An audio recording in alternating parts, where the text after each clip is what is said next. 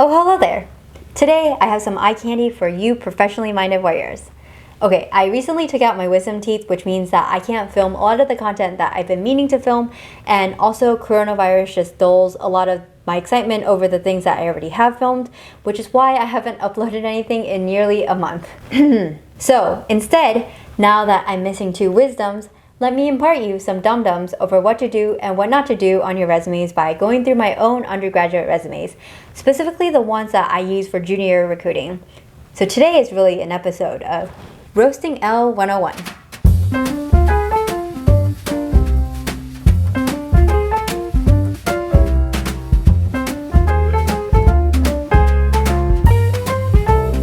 I'm holding two resumes here. They appear to contain the same information, but one looks so strange.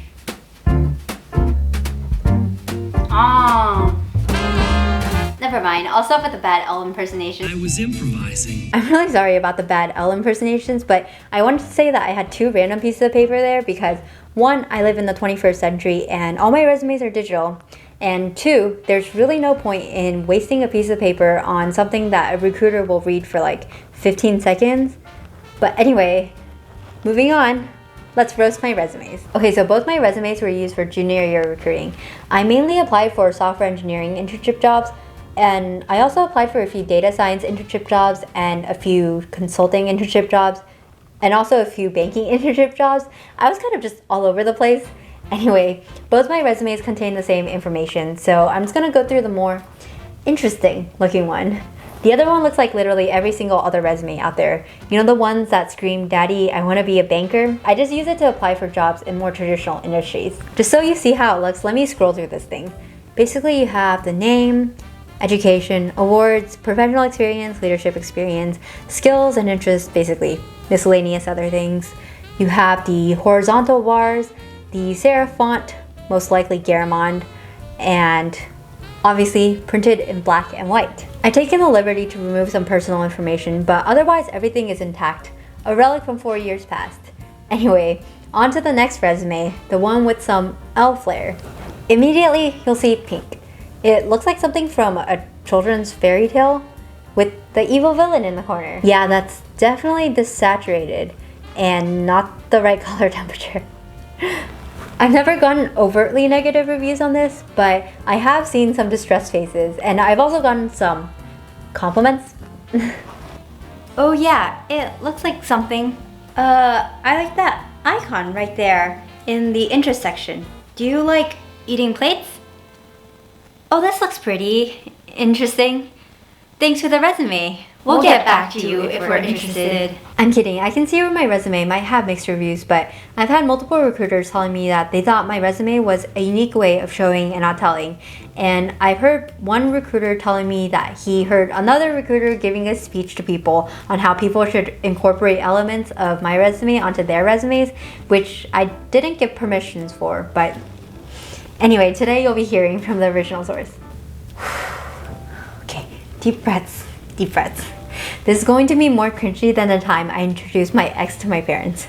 Anyway, let's start. Let's first look at the top section with my name and the giant face. Oh look, I had a bad haircut and my not so realistic doppelganger is literally staring into your soul. The longer I stare at this, the more goosebumps I get.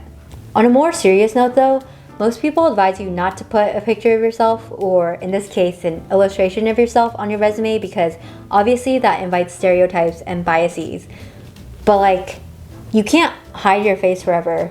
I mean, if you get hired, your face will also be hired unless you somehow cover your face during the interviews, or you undergo plastic surgery before your first day of work, or you come into work with some transformative makeup or something. So I personally don't think it makes too much of a difference. Okay, moving on from this ghastly picture, I have my name, which is of course standard. I have the fact that I'm intellectually curious, which is weird, but again, I'm weird and I personally identify with this, so I think it's fine. And next we have my personal information, which I've taken the liberty to change, but everything else should be intact the way it was 4 years ago.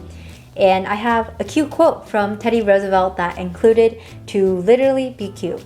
and I thought it sounded good. Anyway, I think the top portion of my resume is visually appealing. I am wasting a lot of space, especially in the middle where I could be talking about my experiences instead. Okay, that was it for the top section of my resume. Let me just go through the left side of my resume first before moving on to the right side of my resume. So the first section on the left side of my resume is education.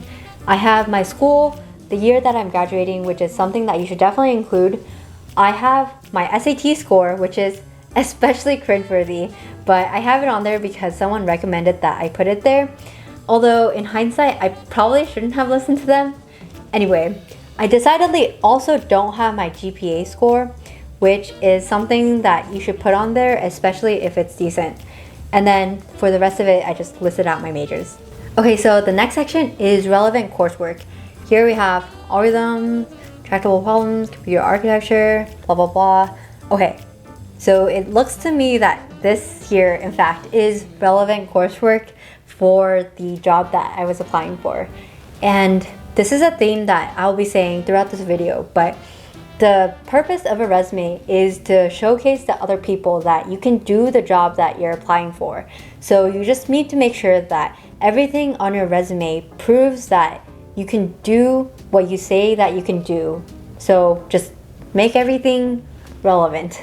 Okay, the next section here is awards, and I think that's pretty self-explanatory, but again, you want to make it relevant. So if you got an award in middle school for running a 4x100, you probably don't want to include that here. So the next part is interesting because it's the interest section. Anyway, a lot of people actually contend that you shouldn't put interest on a resume because it has nothing to do with the job that you're applying for, at least most of the time. But here's what I realized. After starting full-time, I realized that you're working with the same people for 8+ hours a day for 5+ days a week, and you really don't want to hire someone who can do the job but who you can only simply tolerate. Most ideally, you want to hire someone who you can call a friend so that you can actually enjoy work life. I don't know. I think it's a good way of making the resume yours and also unique, and also it's an excellent way of helping awkward tech bros make conversation during interviews. Anyway, let me just quickly run through my interests from left to right, top to bottom. So the first one is of an ink jar with a quill. And most people look at this and are like, oh, do you like calligraphy? But no, I actually meant to say I like writing. So the second one is of a pair of headphones. I meant for it to say that I like listening to music. And I didn't want to use the traditional musical symbols because I thought this headphone was pretty cute, and the detail here is impeccable for an icon. Third one here is of a chess piece, and most people are like, oh, that's straightforward, you like chess. But no, I've actually rarely played chess in my life, so in theory I think I would like chess, but I actually meant to say that I like puzzles from this. And why didn't I just include a puzzle piece? Okay, the next one is of a bike. Again, people are like, oh, do you like cycling? And I actually really suck at cycling because I have no quad muscles, but I meant to say I like exercising, which actually at the time that I made this was a lie because I hadn't exercised for 4 years before then. But you know, I like exercising in theory. Oh yeah, I did buy a bike in high school so that I could ride it downhill so that I could simulate the way that my hair would feel in the wind if I were to have a Vespa. Anyway, this is no longer a lie because I do like riding now, although I think the bike is still a little misleading. Okay, so on the bottom row, I have an airplane. This is kind of straightforward. It means I like traveling. The next icon is a microphone. Some people thought it represented podcasting, which now I really like it. But at the time, I meant I like singing. Now on to the last symbol, consisting of a fork, a knife, and a plate with a bite taken out of it. No, I do not like eating plates, but this was supposed to symbolize the fact that I like fine dining and I am a voracious eater. Okay, now that I'm out of interest because clearly I only have 7 as stated on my resume because it is a complete and utter source of truth.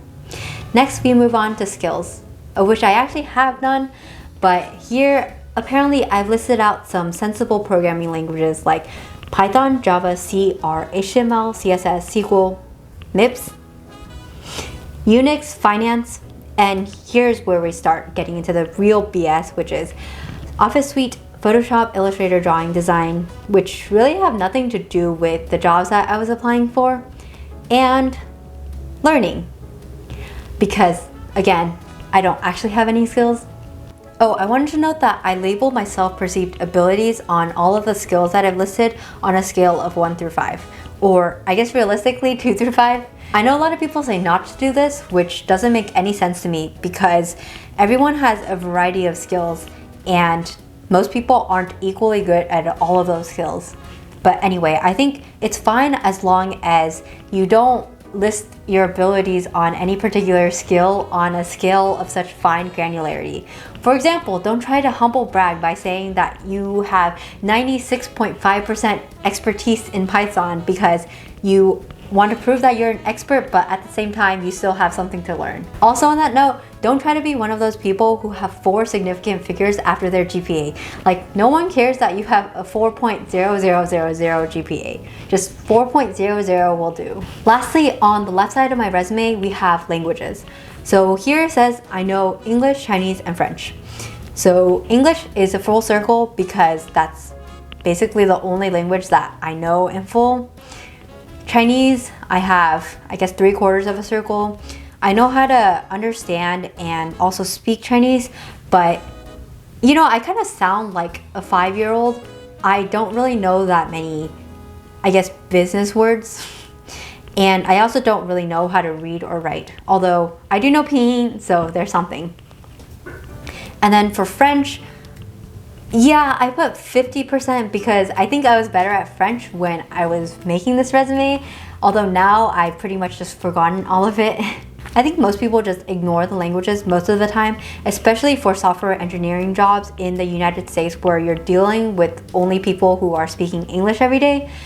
But if you are in a job where it requires you to speak in another language, it's really important for you to represent yourself accurately, especially in the languages section.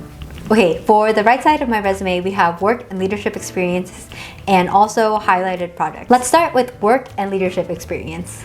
So here, basically, I combined both my experiences into one because I wanted to conserve space, and I was also too lazy to make a separate design for work experience and also for leadership experience. This is actually really confusing because I created a timeline, but things don't actually go in timeline order.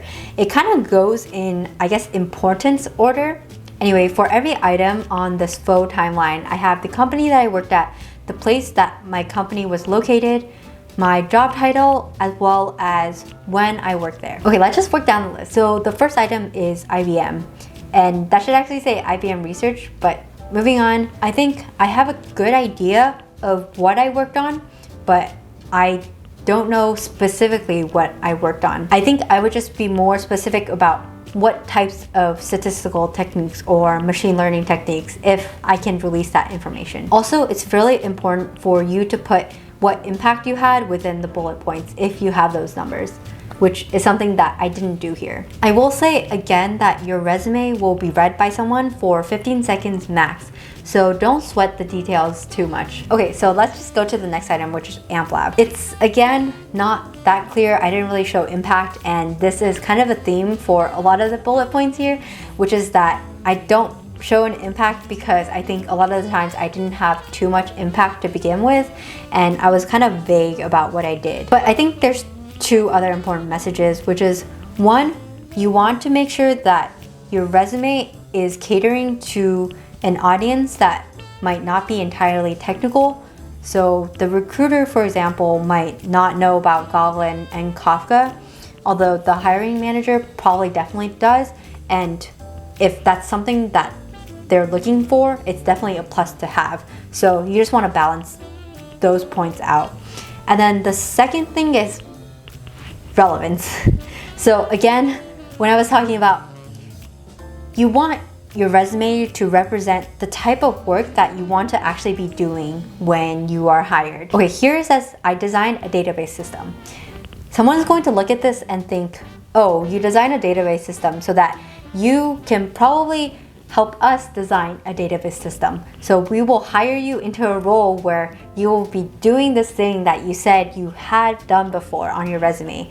And if you don't like something that you did, make sure that you hide it from your resume basically, so that later on you aren't pigeonholed into something that you really don't want to be doing. On to the next bullet point. Here we have Harvard. I was an undergraduate research fellow. This was a language that I borrowed from people who went to Harvard. At most universities, people would just write undergraduate researcher or undergraduate research intern, something along those lines. I think with the numbers, I was trying to say that I had some sort of impact. In reality, I optimized probably hundreds of parameters because all neural networks have so many hyperparameters. Anyway, again, here I would have said that I released a GitHub package that other researchers can use to kickstart their projects, something like that. Okay, next we have the EECS department at UC Berkeley. I was a tutor, lab assistant for CS61A. I think this is pretty straightforward. That's exactly what I did.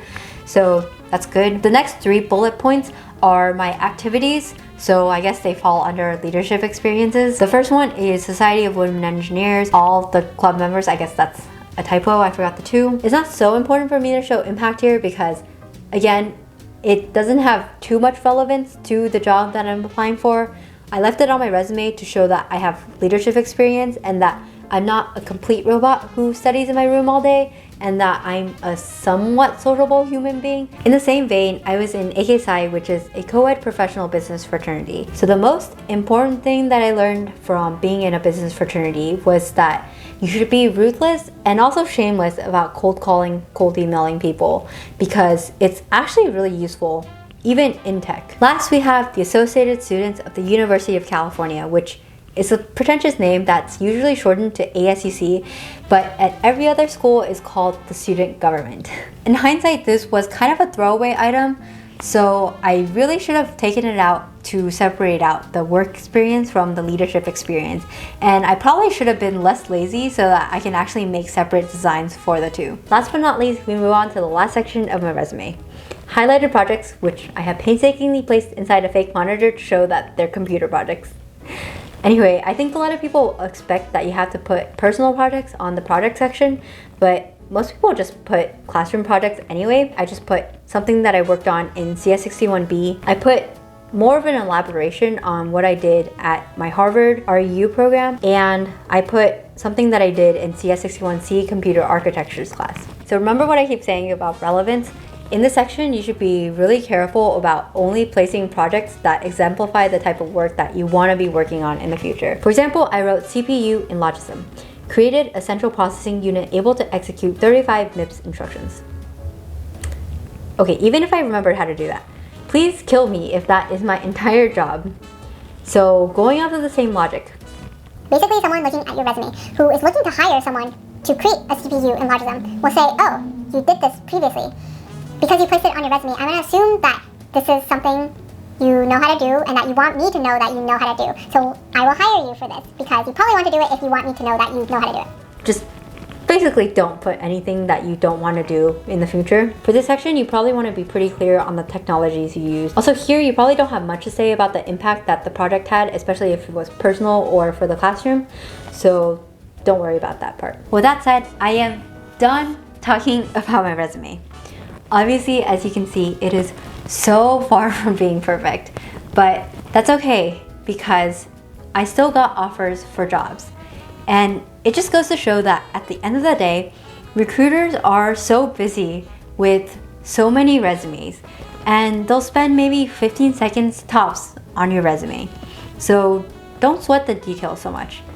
Like, you know, don't overanalyze a text for someone who you know will leave you unread. Instead, go actually prep for interviews. Go hang out with your friends, party, enjoy college for what it is, enjoy your college city. I don't know if this was a Berkeley thing, but recruiting, classes, everything was so competitive, and I wish I could have just taken a moment to just be. Okay, this is officially the enemy roasting myself and hopefully blurting out something that helped you with your resume.